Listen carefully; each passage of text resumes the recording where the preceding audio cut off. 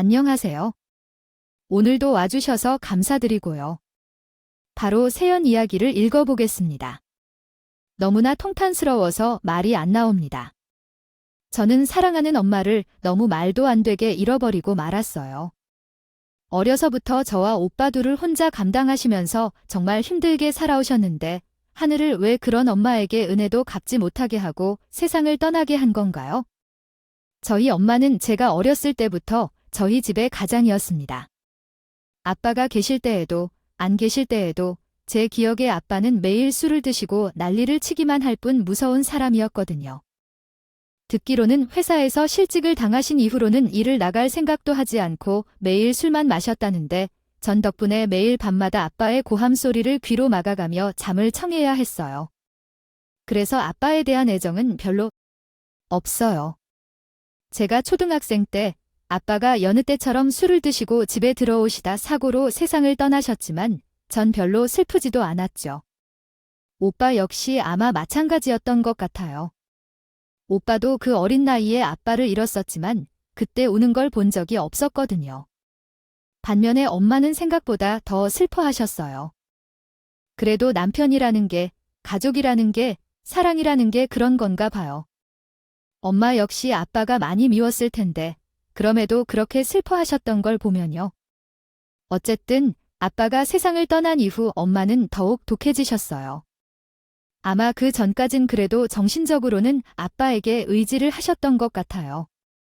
언젠가는 달라질 거라는 희망을 붙잡았던 걸 수도 있고 하지만 그 희망마저 사라지고 엄마 홀로 남겨진 채로 저희 둘을 책임져야 하니 독해지실 수밖에 없었던 거겠죠. 저희 엄마는 정말 지독하게 돈을 버셨어요. 법적으로 문제되는 일이 아니라면? 엄마는 무슨 일이든 다 하면서 사셨죠. 아침 꼭두새벽부터 늦은 밤까지 일을 하시다 보니 저희가 엄마의 얼굴을 볼 수 있는 시간도 밤늦은 시간 잠에 들기 직전일 뿐이었어요.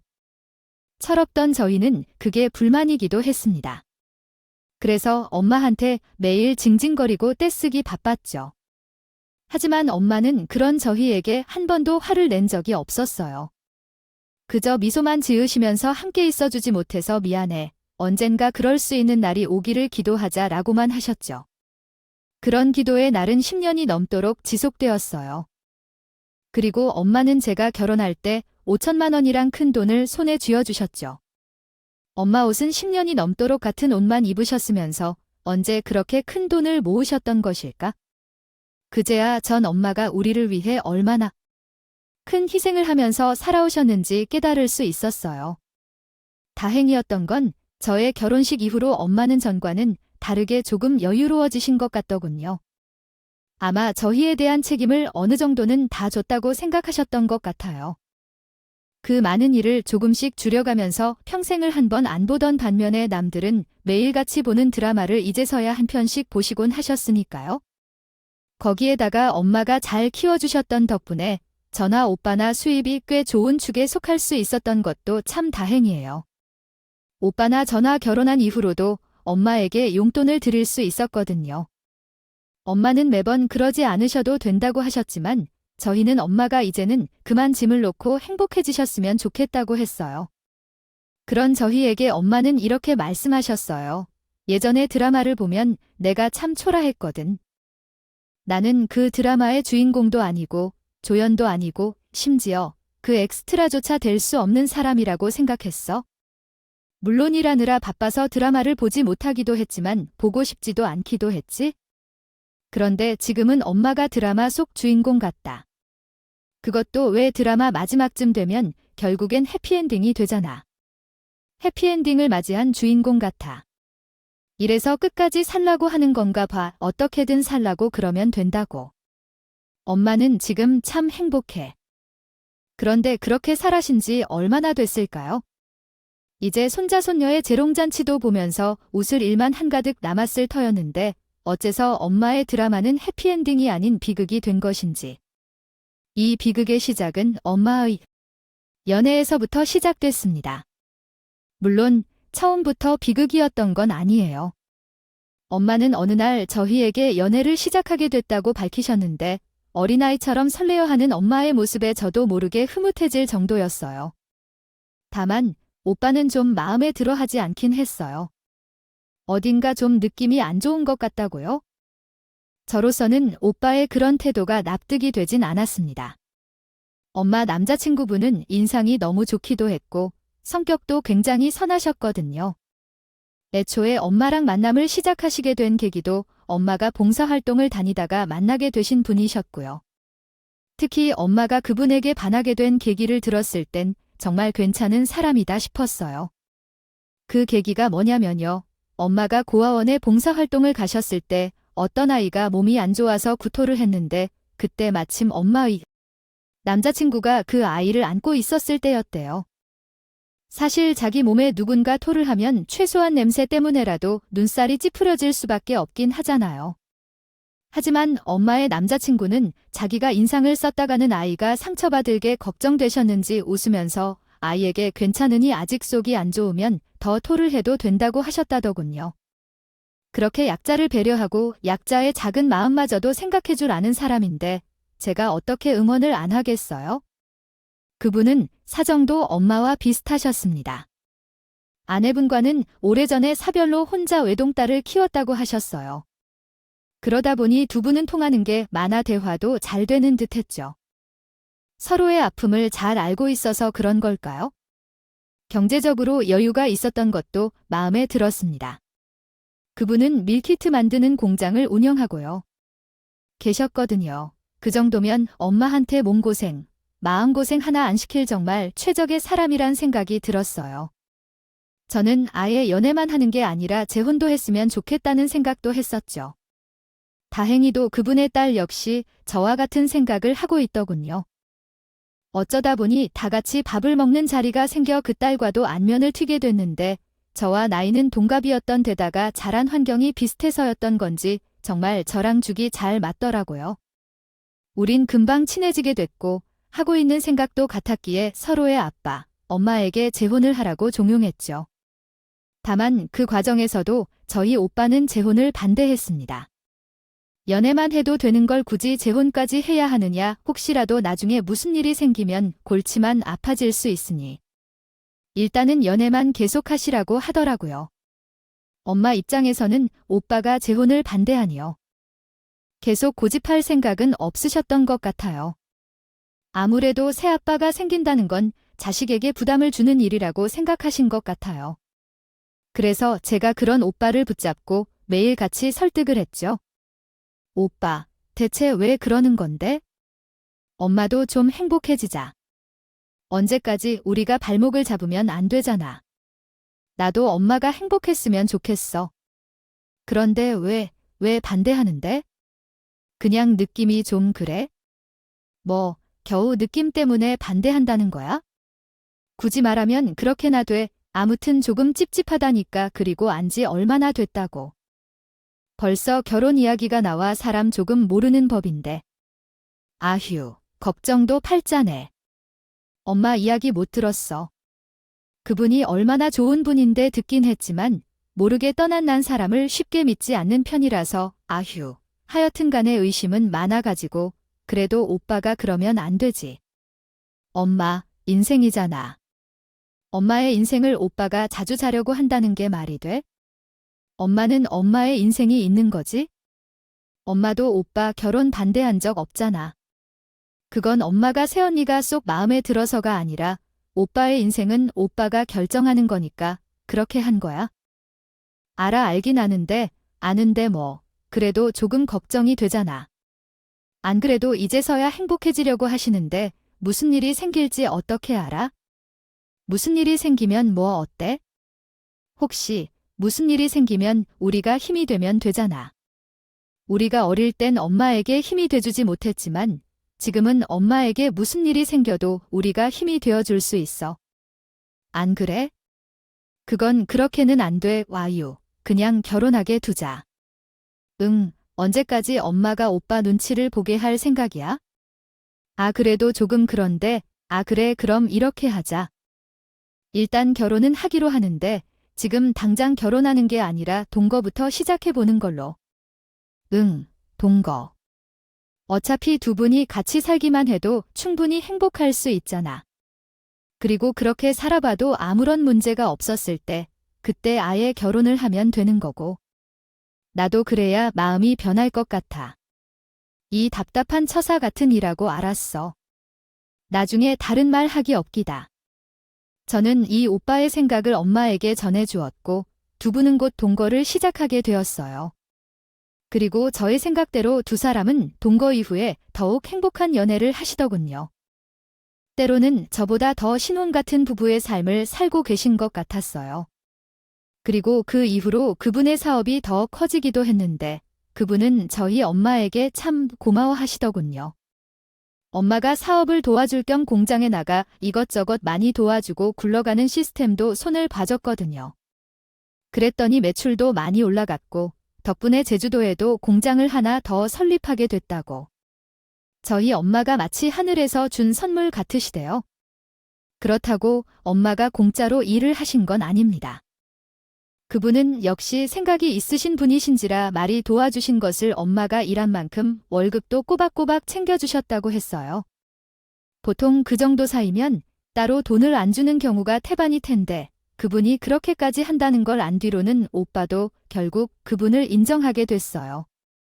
결국 오빠의 반대도 무너졌고 두 분은 결혼을 하게 됐죠. 사실 동거를 했을 때에도 결혼한 것나 다름이 없긴 했었지만 그래도 그분은 도장까지 꼭 찍어야 소녀가 어디론가 사라지지 않으실 것 같다고 귀여운 걱정을 하셔서 결혼을 하시게 됐어요. 그때부터는 아예 호칭부터가 싹 바뀌게 되었죠. 결혼을 하기 전까지는 그분을 아저씨라고 불렀었는데 그때부터는 새 아빠라고 부르기 시작했어요. 오랜만에 아빠라는 호칭을 쓰는데 기분이 참 이상하더군요. 저에게 아빠라는 단어는 사실 썩 기분 좋은 단어는 아니었어요.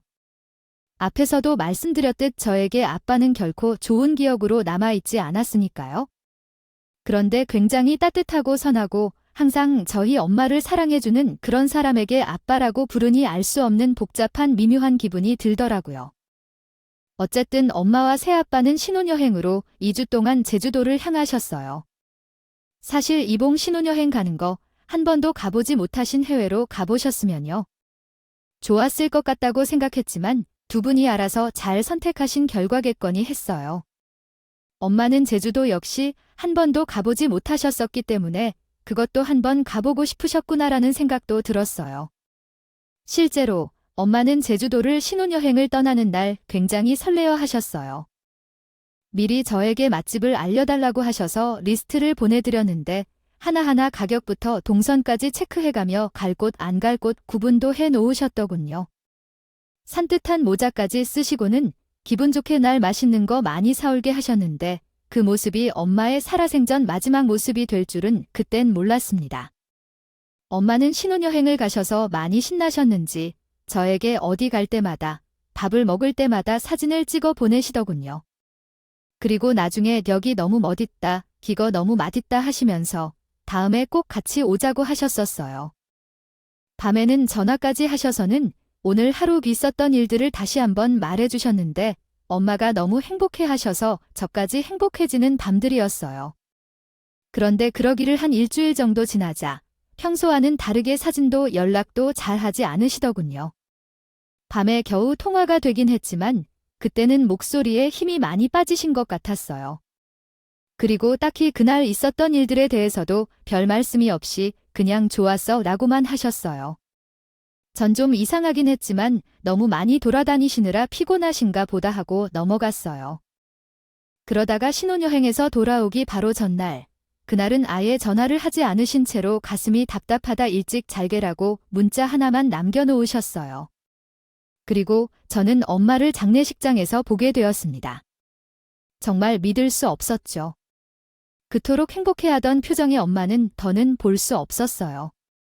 표정 하나, 손끝 하나 움직이지 못한 상태로 엄마는 장례식장의 주인공으로서 생을 마감하셨어요. 엄마의 드라마는 그렇게 새드엔딩이 되고 말았죠. 엄마가 돌아가신 원인은 심근경색이었어요. 호텔에서 의식을 잃은 채 발견되어서 새아빠가 바로 급하게 엄마를 병원으로 데리고 갔지만 엄마는 이미 세상을 떠난 상태셨죠. 장례식장에서 새아빠와 저, 오빠는 셋이 부둥켜 안고 울었습니다. 누구 하나 손님을 맞이할 정신도 없을 정도로 그저 울기만 했어요. 그나마 새아빠의 딸이 저희 대신 손님을 맞이해주고 있었죠. 새아빠는 저희에게 정말 미안해 하셨어요. 아니, 미안함과 한탄에 같이 했다고 해야 할까요? 엄마가 죽은 건 본인이 잘 챙겨주지 못한 탓이었다고. 조금만 자기가 신경을 잘 썼으면 몸이 조금 불편하다고 했을 때 미리 병원에만 같이 갔어도 이런 일은 생기지 않았을 거라고 했어요. 사실 조금은 저희도 새아빠에게 원망스러운 감정이 있긴 했어요. 사람 마음이라는 게 새아빠에게 아무런 죄가 없다는 걸 알면서도 괜히 탓을 하게 되긴 하더라고요. 하지만 새아빠가 먼저 그렇게 말하며 땅을 치고 통곡을 하니 그런 마음도 순식간에 날아가 버리더군요. 울다 보니 시간은 참 잘 가세요. 밥을 먹다가도 울고, 자다가 돌고, 가만히 있다가 돌고, 울고, 울고 또 울다 보니 너 장례식은 마지막 날이 되었어요. 그래도 마지막 날 때쯤 되니 어느 정도 정신을 차리고 온 매무새를 다듬기 위해 탈의실로 들어갔어요. 그런데 잠시 뒤에 익숙한 목소리에 두 사람의 대화를 나누는 소리가 들리더군요. 아빠, 잘 마무리된 거 같지? 앱 조심해. 누가 들으면 어떡하려고. 아니, 괜찮아. 지금 여기 아무도 없어. 그래도 항상 조심해야 해. 아니, 지금뿐만이 아니라 몇 년 동안은 티 안 나게 행동 잘해야 해. 혹여나 우리 때문이라는 게 밝혀지면, 골치 아파진다고. 아니, 왜 하필이면 이런 중요한 시기에 죽어. 난리인 거야. 내가 그동안 공을 얼마나 들였는데. 그러니까 아빠가 그동안 고생 많이 했었는데. 좀 아쉽긴 하다. 뭐, 어쩔 수 없지? 근데 아빠 연기 죽이더라. 그래, 난 마음에도 없는 말 쏟아내느라 힘들어서 혼났어. 그래도 사람이라는 게 참 신기해. 정말 필요하니까 눈물도 잘 나오더라고. 그러니까 진짜 감쪽 같았다니까? 아니, 난 아빠가 영락없이 그 아줌마가 떠나고 정신 나간 사람 같았어. 난 그걸 보다가 웃음 찾느라 혼났어. 이야기가 계속되던 와중에 누군가 탈의실 문을 두드리면서 그 둘의 대화는 멈췄어요. 그리고 둘은 누군가가 들어오자 곧 탈의실에서 나가더군요. 저는 소름이 돋았습니다. 익숙한 두 사람의 목소리는 제 새아빠와 새아빠의 딸이었거든요. 탈의실 캐비닛 반대편에 제가 있다는 사실을 모르고 들은 아무도 없는 곳이라 생각하여 열심히 떠들어댔던 거죠. 몸이 부들부들 떨렸어요. 방금 둘의 대화는 분명히 저희 엄마 이야기임이 확실했고 저희 엄마가 세상을 떠난 데에도 둘이 연관되어 있음이 분명했어요. 거기다가 새아빠가 저와 오빠 앞에서 그렇게 울고 불고 했던 게 연기라고 하니 이성의 끈이 끊어지는 듯한 느낌이었어요.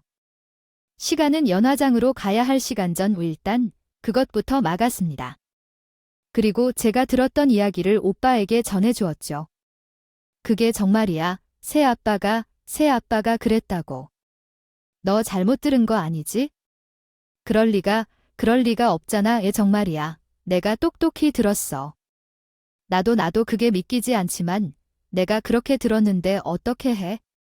그래, 내가 들었다면 틀림없었겠지? 아무리 엄마를 떠나보내기 싫어도 그런 거짓말을 하려는 아니니까. 이 개자식들. 오빠 어쩌긴 뭘 어째? 당장 엄마가 돌아가신 원인부터 제대로 밝혀야지. 일단 저 둘한테 가서 내가 틀었던 대화에 대해 추궁해서 따져볼 거야. 그러고 나서는 심근경색이 정말 맞는지부터 확인해보자. 생각해보면 우리 엄마가 심근경색으로 돌아가셨다는 것도 새아빠 말만 들은 거잖아. 그러고 나서 저 둘이 대체 무슨 짓을 했는지 밝혀낼 거야. 오빠는 그 뒤로 곧장 그 부녀에게 달려갔어요. 새아빠, 그 자식은 여전히 뻔뻔스럽게도 슬퍼하는 얼굴을 유지한 채 이제 그만 보내주자는 말이나 하더군요. 보내줘. 누구 마음대로 이 개자식아. 내 동생이 너희들 하는 소리 다 들었어.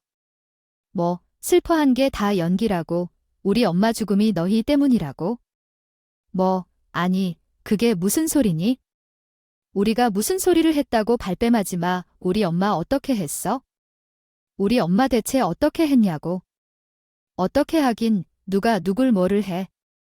아, 진정해라. 지금 잠깐 너무 지쳐서 헛것들은 걸 거야. 우리가 그럴 리가 없잖니? 대체 왜 무슨 이유로 그런 짓을 해? 우리가 그래요. 상식적으로 우리가 새엄마를 그렇게 할 이유도 없거냐.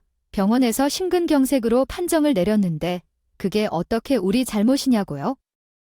심근경색, 그것도 내 아빠가 한 말뿐이지. 그래, 일단 정말 심근경색으로 돌아가신 게 맞는지부터 하나하나 확인해 보자고. 두 사람은 계속 억울해하면서 본인들과는 전혀 관계가 없다고 발뺌을 하지만 정말 딱이라도 알려주고 싶었어요. 하지만 그러기에는 증거가 있는 게 아니었으니 참을 수밖에 없었죠. 저희는 일단 그 증거를 찾기 위해 엄마를 다시 차가운 영안실로 모셔놨어요. 그 엄마에게 무슨 일이 있었는지 파헤치고 다니기 시작했죠. 일단 엄마가 심근경색으로 돌아가셨다는 건 사실이었어요. 제주도의 병원에 직접 확인을 해봤지만 병원의 대답은 다시 한번 정확히 심근경색이라고 하더군요. 하지만 두 사람의 대화로는 분명 무언가 다른 것도 있을 거라 생각했어요. 그래서 엄마의 핸드폰부터 차 블랙박스, 그 외에 다른 모든 것들도 살펴봤죠. 하지만 생각보다 딱히 나오는 건 없었어요. 엄마의 핸드폰에는 신혼여행 중 저와 나는 문자와 전화 내역뿐이었고 새아빠와 관련된 무언가는 없더군요. 하긴 애초에 여행지에서 둘이 계속 같이 있는데 핸드폰에서 무언가 나올 건덕지는 없긴 했죠. 자, 블랙박스에서도 특별한 무언가는 나오지 않았어요. 그쯤 되자 정말 두 사람의 대화를 내가 헛들었던 것일까 의심이 가기도 했어요. 제대로 밥도 못 먹고 잠도 못 자고 울기만 했었으니 내 정신에 문제가 생겼던 건 아닐까 의심이 가더라고요. 하지만 오빠는 저를 믿는다고 하면서 엄마와 새아빠가 동거했던 집도 가보자고 했어요. 그 집에 가서 이것저것 뒤져보는데 그 집에서도 뭔가 눈에 띄는 건 없더군요. 하기엔 엄마의 핸드폰에도 나오는 게 없고 블랙박스에도 나오는 게 없는데 집에는 뭔가 있을 리가 없었겠죠. 저희는 포기한 채로 터덜터덜 집을 다시 나오려는데 집에 있던 강아지 한 마리가 저희에게 낑낑대더군요. 새아빠가 키우던 강아지였는데 아마 장례식 동안 사람이 잘 없었으니 외로웠던 거겠죠. 저는 강아지를 쓰다듬어주면서 너에게도 새엄마가 생겼었는데 금방 잃어버리고 말았구나. 그래도 장례식 동안 혼자 집을 잘 지키고 있어서 대견하다고 위로해주고 있었는데 불현듯 잊고 있던 한 가지가 떠오르더군요. 그건 바로 새아빠네 집에 설치되어 있는 반려견 CCTV였어요. 저희는 당장 새아빠에게 연락하여 CCTV를 열람해달라고 했습니다. 그러자 새아빠는 별 거부감 없이 얼마든지 확인해보라면서 아이디와 비밀번호를 알려주더군요. 본인은 떳떳하다고 하며 뭔가 이런 불편한 관계가 되어 안타깝다면서 얼른 의심이 해소됐으면 좋겠다고요. 새아빠가 그렇게까지 나오니 정말 이거 애먼 사람을 잡고 있는 건가 긴가민가 하며 CCTV를 확인해봤는데 살펴보니 새아빠가 엄마를 해하려고 한다거나 싸우려는 장면은 1도 없었습니다. 오히려 제가 봐왔던 둘의 모습, 신혼초 같은 알콩달콩 부부의 모습이 그대로 보이고 있었죠. 새아빠 말대로 내가 두 모녀의 대화를 잘못 들은 건가, 헛것을 들은 건가, 이젠 저를 의심하게 되었어요. 이것 역시도 소득이 없나 하고 있었는데 그런데 한 가지 이상한 건 말소리가 들리지 않는다는 점이었어요. 그리고 마침 새아빠도 딸과 함께 집으로 돌아왔길래 새아빠에게 지푸라기라도 잡는 심정으로 이거 소리는 어떻게 키냐고 물어봤죠. 아, 소리야. 그거 소리는 녹음이 안 되는 CCTV야. 옛날부터 한 번씩 확인해 봤었는데 아까 소리는 녹음이 되지 않는 것 같더라고. 반려견 CCTV인데 그럴 수가 있어요. 강아지 짖는 소리라던가 그런 것도 확인을 해야 할 텐데요. 글쎄, 뭐 내가 설치할 때 좋은 걸 설치 안 해서 그런가 본데. 잠깐만 하지만 저게 CCTV 기기에는 마이크 같은 부분이 달려있는 것 같은데. 오빠, 확인해봐. 이거 정말 소리 안 나는 거 맞아? 어디 기계 이름이... 아니야. 이거 소리도 녹음되는 거 맞아. 프로그램상 음소거가 된 것뿐인데 소리 키고 CCTV 다시 돌려봐 보자. 막 소리가 녹음이 된다고. 그런데 소리 녹음된 거 들어본다고 달라지는 게 있을까? 어차피 이미 영상들은 다 봤지? 언니, 그래요. 이제 그만하긴 하시고 이만 주세요. 괜히 시간 낭비만 하니까. 그리고 자꾸 그렇게 의심하면 저희도 기분이 나쁘다고요. 잠깐만. 이것만 더 확인해보고. 아니, 그만하긴 하라니까. 새아빠와 딸은 소리가 들린다는 말에 갑자기 귀까지 새빨개지며 CCTV를 더 확인하지 못하게 하려고 하더군요. 갑작스러운 그런 행동 변화에 주인 안배는 뭔가 수상쩍음을 느낄 수 있었어요. 그래서 새아빠와 새아빠의 딸을 저지시키고 아예 엄마가 돌아가시기 몇 달 전 녹음본까지 다 살펴보기로 했죠. 그러자 새아빠와 딸은 안절부절 눈치를 계속 살피기 시작했어요. 그리고 계속 CCTV를 관찰하던 중 영상 속의 부녀가 나누는 대화에서 다시 한번 소름이 돋고 말았습니다. 괜찮은데 이만하면 밥도 잘하고 집안일도 괜찮아. 그건 많이 아니야? 딸 이어폰을 생각보다 일머리가 좋다니까 이 여자네가 아빠 공장 와서 일을 좀 해주는데 매출이 훨씬 늘었어. 진짜? 뭐야. 아빠 땡 잡았네. 땡은 무슨 얼굴이 예쁘지도 않은데 늙은 아줌마가. 이거 어떻게 땡이냐? 뭐야. 아빠, 그럼 머슴으로 부려먹으려고 재혼하려고 한 거였어? 왜 그러면 안 돼? 아니, 안 될 거 있나? 나 편해지고 더 부유해지면 좋지. 안 그래도 나도 요즘 만난 사람 생겼잖아. 나도 결혼하려면 돈 좀 있어야 해. 아무래도 집안이 추운 사람이라 우리 집 돈도 볼 것 같더라. 그럼 이게 어편내를 좀 더 많이 굴려야겠는데 지금은 잘해주는 척하다가 결혼만 딱 하고 나면 실컷 뿌려 먹어야겠어. 이어폰에는 예전에도 지나간 편한데 거의 부려먹히기만 했다더만 성격이 무던하고 착해서 그냥 다 받아주는 것 같더라고. 어머, 그래? 아빠가 진짜 사람 잘 봤네? 그럼 공짜 모습이 집에 들어와야? 아빠는 내가 편해지지.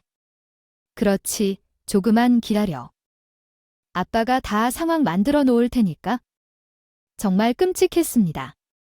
장례식장에서의 대화도 그랬지만 CCTV 영상 속의 대화는 더 심했어요. 애초에 사랑해서 재혼을 하려고 했던 것도 아닌 머슴처럼 부려먹기 위해 재혼을 생각한 거였던데 거기다가 저와 잘 맞는다고 생각했던 그 딸마저. 뒤에서는 이런 생각을 하고 있다는 게 믿기지가 않았어요. 그리고 더 충격적이었던 건 최근의 영상이었죠. 바로 장례식 직전에 찍힌 딸의 목소리.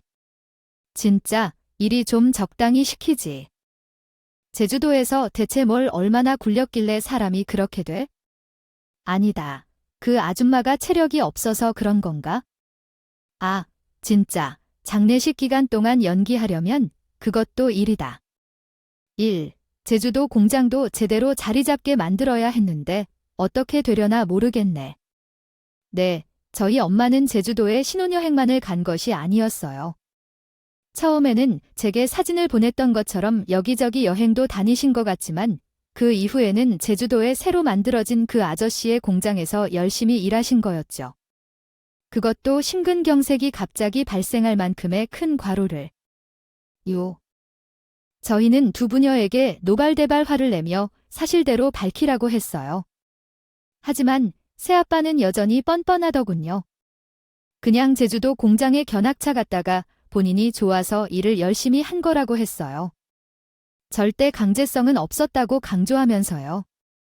조회는 그런 새아빠의 말에 화가 더 치솟았지만 일단은 사실을 밝히는 게 우선이라고 생각이 들어 다시 추궁을 했어요. 대체 신혼여행에 가 있는 짧은 시간 동안 얼마나 일을 했길래 심근경색이 발생할 수 있는 거냐고 정확한 근무 시간을 말하라고 했어요. 새아빠는 그냥 법정 최대 근로시간 정도일 뿐이라며 말을 흐리고는 사실 정말 그것 때문에 심근경색이 생긴 건지 아닌지는 모른다. 애초에 그런 질환이 있었던 걸지도 모르는 것 아니냐고 하더군요. 하지만 이내 공장의 CCTV까지 확인해 봐야겠다며 몰아세우자. 아니, 글쎄, 하루에 12시간을 넘게 일을 했다고 자백하더군요. 그것도 하루도 쉬지 않고 매일같이요. 어떻게 사람이 그래요? 나이도 있는 사람에게 하루 12시간을 넘게 일을 시켰다고요. 아니, 그게 내가 시킨 게 아니라 그 옆에, 아니 너희 엄마가. 스스로 웃기지 말아요. 그게 말이 돼요? 이미 아까 확인한 영상에서 저희 엄마를 부려먹은 거라고 스스로 말했잖아요. 아, 그게 그 순간 저희 오빠는 옆에 세워져 있던 등산 지팡이를 들더니 새아빠에게 휘두르려고 했어요. 이 자식아, 뻔뻔하게 끝까지 발뺌을 하려고 해, 혼이야. 그래? 어디 오늘 한번 다 같이 저 세상 가자. 이리로 와. 내가 당장. 내 이놈을 잠깐 진궁경색이 과로 때문인지 아닌지 모르잖아. 원래 질병이 있던 걸 수도 있는데. 뭐야, 이게 아직도 우리 아버지한테 하지 마세요. 과로 때문인지 아닌지는 모르는 건 사실이잖아요. 저희 법적으로 잘못한 거 없다고요? 아니면 심근경색이 과로 때문이란 걸 증명하시던가?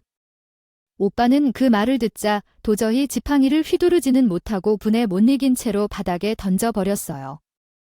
너무도 분하고 화가 났지만 증거가 없으면 결국 저희가 지는 싸움이 되는 거였으니까요. 그리고 그날 저희는 아무것도 하지 못한 채 그 집을 나서는 수밖에 없었죠. 저희는 곧잘 일을 상담하기 위해 변호사님을 찾아갔어요.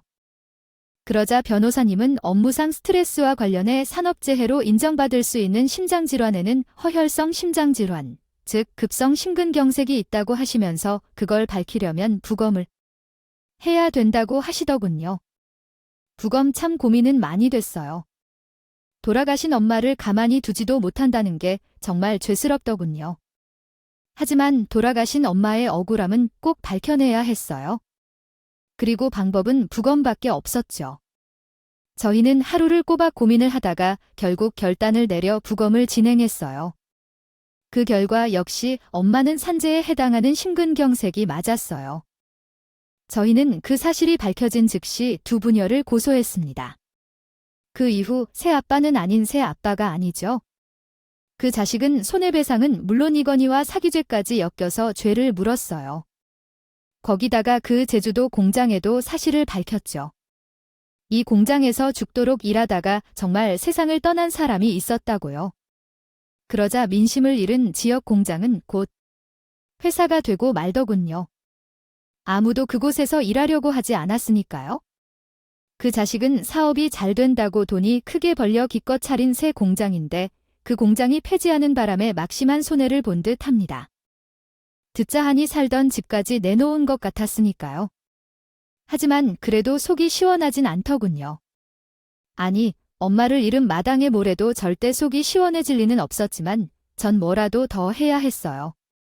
그런데 곰곰이 생각해보니 CCTV 영상에서 딸이 말했던 내용이 순간 떠오르더군요. 요즘 좋은 집안의 남자와 잘 돼가고 있다는 그 말을요. 전 그 남자를 찾아가서 이 일련의 상황 그리고 CCTV 영상을 그대로 보여주었어요. 당신이 만나고 있는 이 여자가 얼마나 악독한 여자인지 알아보라고요. 그걸 확인한 그 남자 정말 경악을 금치 못하더군요. 자기 앞에선 정말 천사와 다름없는 여자였대요. 봉사활동 다니고 언제나 약자들을 생각하는 말들을 하는 등 정말 내숭이란 내숭은 다 떨어더군요. 그 아빠의 그 딸이라고 어떻게 그렇게 한결같이 똑같은 건지 정말 역겨운 분야였습니다. 그 이후 당연히 그 남자는 딸과 헤어졌어요. 저에게는 너무 감사하다며 사례비까지 주더군요. 딸이 그 남자에게 울며불며 매달렸다고는 하지만 그 여자의 진짜 모습을 봤는데 그거에 넘어가는 사람은 없겠죠. 매몰차게 버렸다고 하더군요. 할 수 있는 모든 복수는 그렇게 끝이 났어요. 모르겠네요. 분명 이제 모든 일은 끝나긴 했는데 아직도 마음은 허합니다. 아마 이건 채워지지 않겠죠? 복수를 미처 다 하지 못해서가 하는 사랑하는 엄마가 그리워서이니까요. 하늘에서 엄마는 행복할까요? 부디 그랬으면 좋겠네요. 하지만 제가 이러고 있는 걸 아신다면 엄마는 제 걱정하느라 마음 졸이고 계시겠죠. 그래도 지금은 어쩔 수 없는 것 같아요. 조금만 아주 조금만 더 슬퍼할게요. 그러고 나서 엄마에게 이젠 걱정하지 말라고 하겠습니다. 여러분들, 일을 열심히 하시는 것도 좋지만 건강부터 생각하세요. 사고라는 건 정말 예상하지 못하게 갑자기 찾아오는 법이니까요. 모두 행복하게 사시길 바라면서 이만 저의 이야기를 마치겠습니다. 감사합니다. 행복하세요. 오늘도 끝까지 함께 해주셔서 감사하고요. 다음 영상으로 또 찾아뵙겠습니다.